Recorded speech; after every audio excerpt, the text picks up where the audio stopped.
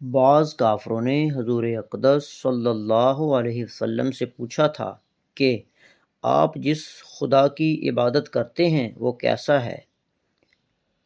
اس کا حسب نسب بیان کر کے اس کا تعارف تو کروائیے۔ اس کے جواب میں یہ صورت نازل ہوئی۔ یہ قرآن کریم کے لفظ احد کا ترجمہ کرنے کی کوشش کی گئی ہے، صرف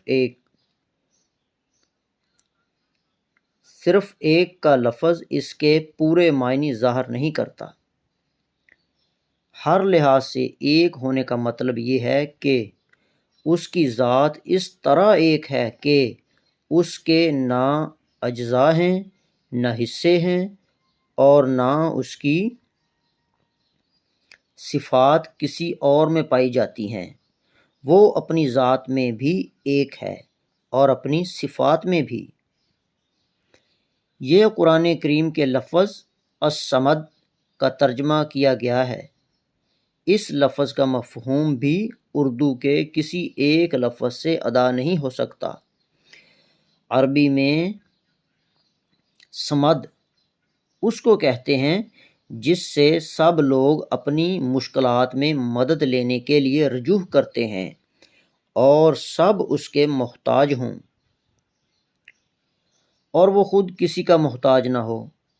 عام طور سے اختصار کے پیش نظر اس لفظ کا ترجمہ بے نیاز کیا جاتا ہے، لیکن وہ اس کے صرف ایک پہلو کو ظاہر کرتا ہے کہ وہ کسی کا محتاج نہیں ہے، لیکن یہ پہلو اس میں نہیں آتا کہ سب اس کے محتاج ہیں۔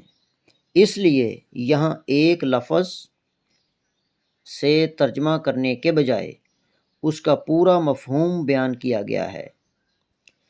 یہ ان لوگوں کی تردید ہے جو فرشتوں کو اللہ تعالیٰ کی بیٹیاں کہتے تھے، یا حضرت عیسیٰ یا حضرت عزیر علیہ السلام کو اللہ تعالیٰ کا بیٹا کہتے تھے۔ یعنی کوئی نہیں ہے جو کسی معاملے میں اس کی برابری یا ہمسری کر سکے۔ اس صورت کی ان 4 مختصر آیتوں میں اللہ تعالیٰ کی توحید کو انتہائی جامع انداز میں بیان فرمایا گیا ہے۔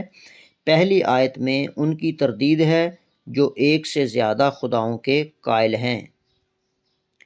دوسری آیت میں ان کی تردید ہے جو اللہ تعالیٰ کو ماننے کے باوجود کسی اور کو اپنا مشکل کشا، کارساز یا حاجت روا قرار دیتے ہیں۔ تیسری آیت میں ان کی تردید ہے جو اللہ تعالیٰ کے لیے اولاد مانتے ہیں، اور چوتھی آیت میں ان لوگوں کا رد کیا گیا ہے جو اللہ تعالیٰ کی کسی بھی صفت میں کسی اور کی برابری کے قائل ہیں۔ مثلاً بعض مجوسیوں کا کہنا یہ تھا کہ روشنی کا خالق کوئی اور ہے اور اندھیرے کا خالق کوئی اور، یا بھلائی پیدا کرنے والا اور ہے اور برائی پیدا کرنے والا کوئی اور۔ اس طرح اس مختصر صورت نے شرک کی تمام صورتوں کو باطل قرار دے کر خالص توحید ثابت کی ہے۔ اسی لیے اس صورت کو سورہ اخلاص کہا جاتا ہے، اور ایک صحیح حدیث میں اس کو قرآن کریم کا 1/3 حصہ قرار دیا گیا ہے، جس کی وجہ بظاہر یہ ہے کہ قرآن کریم نے بنیادی طور پر 3 عقیدوں پر زور دیا ہے: توحید، رسالت اور آخرت، اور اس صورت نے ان میں سے توحید کے عقیدے کی پوری وضاحت فرمائی۔ اس صورت کی تلاوت کے بھی احادیث میں بہت فضائل آتے ہیں۔